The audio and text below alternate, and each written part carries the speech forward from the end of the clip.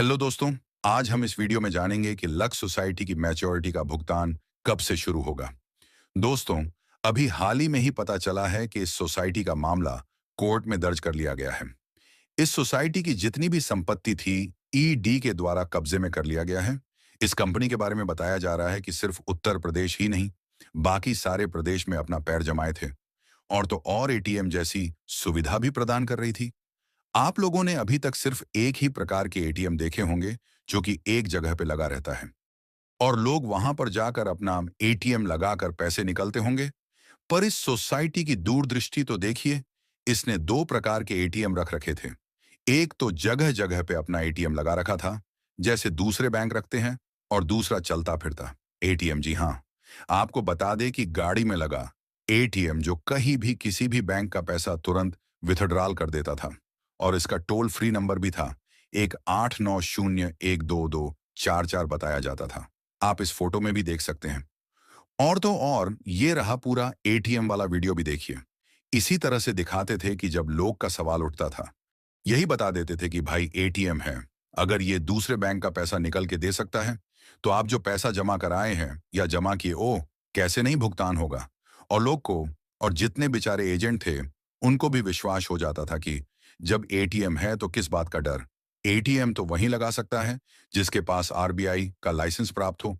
और जो कुछ लोग सर्च भी करते थे कि लक में जमा पैसा सुरक्षित है, एलयूसीसी का तब फुल ये फॉर्म हेडलाइन है उनको पढ़ने यूनी को अर्बन मिलता था, मल्टी जो स्टेट गूगल क्रेडिट की एंड तरफ से थ्रिफ्ट होता था। कोऑपरेटिव और आप सोसाइटी। सभी तो ये जानते हैं कि ये सोसाइटी 99% छोटे आदमी ऋण देती है गूगल पे बताई जिनका बातों पे इस्तेमाल कितना कारोबार या व्यक्तिगत विश्वास करते जरूरतों हैं। के आज लिए के किया टाइम जा में सकता है। हर कोई, चाहे आप हो या एलयूसीसी हम, केंद्र कुछ भी सरकार जानना के होता है नियमों और तो विनियमों सीधा का गूगल पे पालन सर्च करती करते है। हैं।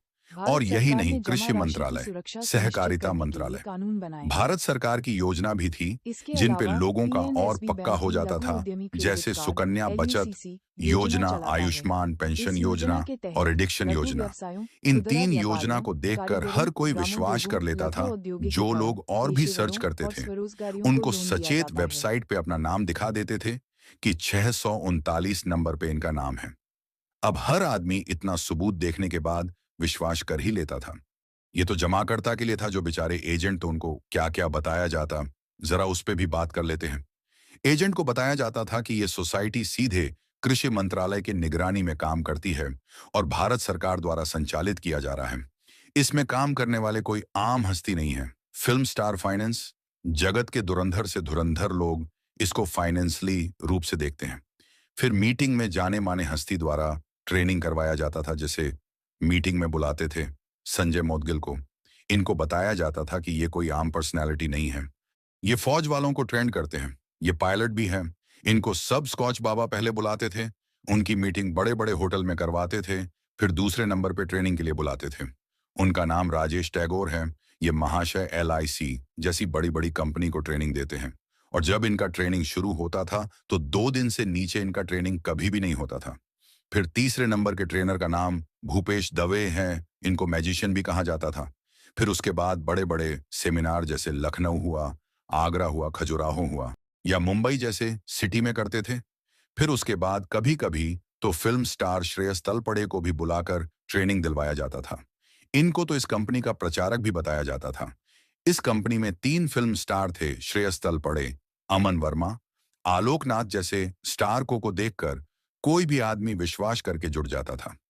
फिर इसके बाद असली खेल शुरू होती थी, जो बेचारे एजेंट जुड़ जाते थे। उनको कहा जाता था, पहले आप 1 लाख का अकाउंट ओपन कीजिए।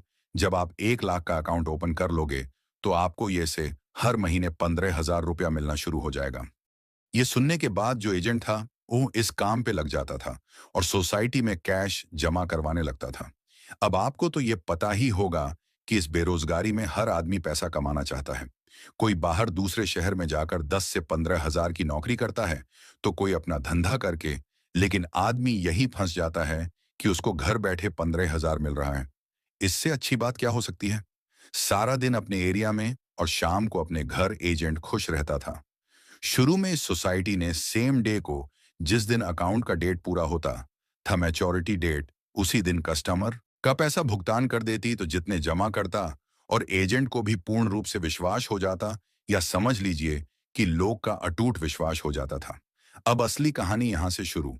कोरोना के टाइम जिन भी कस्टमर का अकाउंट पूरा होता था, उस क्रिटिकल हाल में सबका भुगता सेम डेट को ये लोग करते। अब यह से जितने खाता धारक और एजेंट थे, उनका हौसला और भी बुलंद हो गया, क्योंकि इसी करना टाइम में सबसे बड़ी कोऑपरेटिव सोसाइटी सहारा अपना भुगतान नहीं कर पा रही थी।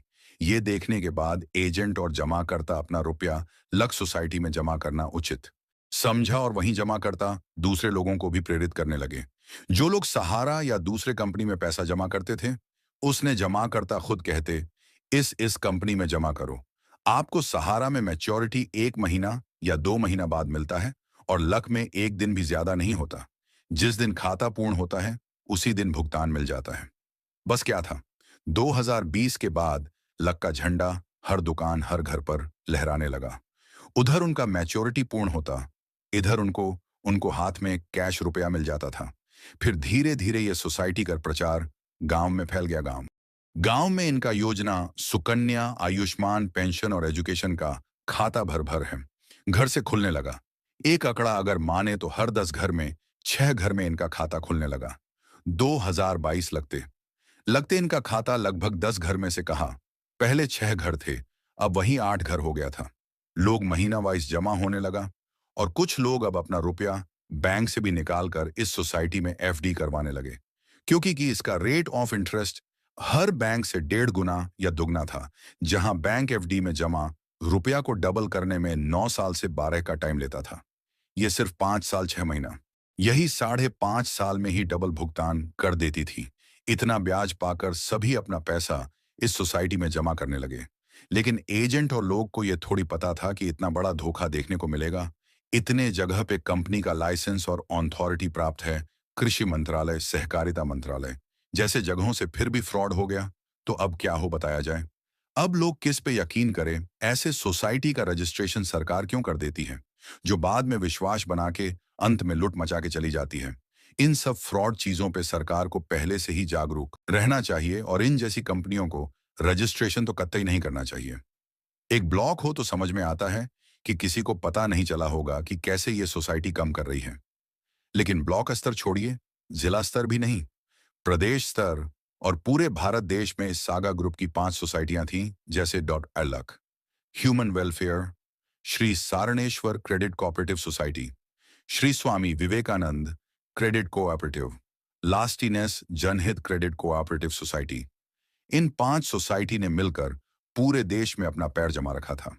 और भारत के कितने बेरोजगार लोग जो नौकरी के तलाश में थे और कुछ जो रिटायर थे और घर पे रहने वाली महिलाएं, इनको निशाना बनाया, क्योंकि इन लोगों को सबसे ज्यादा रोजगार की जरूरत थी। इन सब के में जिम्मेदार समारे अग्रवाल, फिर दूसरे नंबर पे शबाब हुसैन, तीसरे नंबर पे उत्तम सिंह राजपूत, श्रेयस तलपड़े, रवि तिवारी, आलोक जैन और जितने भी बड़े बड़े लोग जिनको इस कंपनी का कोर टीम कहा जाता था।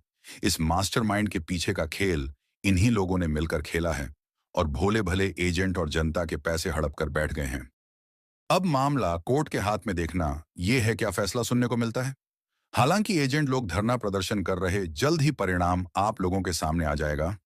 अंत में मैं लोगों से यही निवेदन करूंगा कि आगे से कहीं जुड़ने या जोड़ने वाले के चक्कर न रहे, क्योंकि इसी तरह हो सकता हो सभी जगह से रजिस्टर्ड सोसाइटी आए और आपके गाढ़ी कमाई के पैसे लेकर फरार हो जाए। और एक बात, जितने जोड़ने वाली चीज ही है, ये सिर्फ बाहर से देखने में अच्छा लगता, लेकिन इसके अंदर भर भर के कचड़ा भरा पड़ा है। तो यही सब लोगों से कहना चाहूंगा कि कहीं निवेश करने से अच्छा है कि वो पैसा बैंक में जमा कर दीजिए या उस पैसे से कुछ धंधा या रोजगार डाल दीजिए। भला कुछ तो आपको मिलने लगेगा, पर पैसा कहीं निवेश न कीजिए।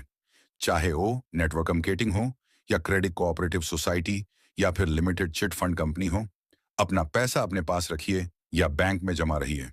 आपके बुरे वक्त में यही काम आएगा। धन्यवाद। अगर ये वीडियो से आप लोगों की जानकारी मिला हो तो चैनल को सब्सक्राइब कर लीजिए और लाइक कर लीजिए। मिलते हैं किसी और वीडियो में और कुछ नए अपडेट के साथ। Thank you.